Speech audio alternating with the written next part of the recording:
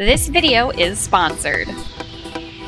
Dodge Hard is like a rogue shooter where you have to dodge a lot, and it's quite hard, hence the name. We're also convinced that's a pun on the Die Hard movies, but we could be wrong. If you want to try this game right away, simply click on the link in the video description.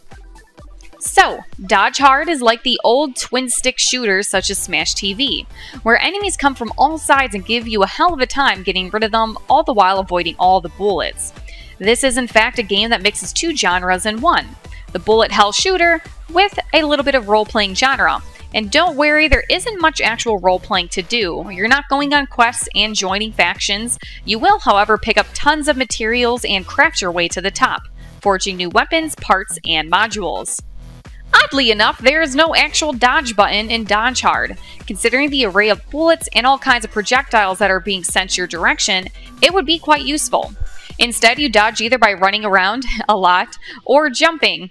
The jump button is far from being intuitive, as you must keep pressing the shooting button for most of the duration of the game, and that simple switch requires quite some timing and reflexes. It can be done, but only by the best of the best. There is, however, auto-aim, which means that your blockhead hero will always shoot in the direction of the nearest enemies. The developers didn't go so far as adding auto-shooting, as this would probably make the game a lot easier than what is intended to be. There is also a fever button, which makes your robotic character fire a burst of bullets onto your closest enemies. For this, your mental gauge has to be full, and of course, this is something that's very valuable against bosses. As soon as you get grips with the control scheme, you're in for a bullet hell of a time. Pun intended. The first sections are extremely easy, but things become more challenging as you get to roughly level 20. And that is when bullets go a-flying aplenty from all angles, and you'll have a lot of dodging to do. Interesting enough, the levels are procedurally generated, which means you'll always face a new kind of challenge if you decide to replay the game again. So, bosses. A short word exchange happens before each battle, giving some context to all the fighting. The story is something about a crazy scientist using zombie robots, and then it's off to the hectic confrontation.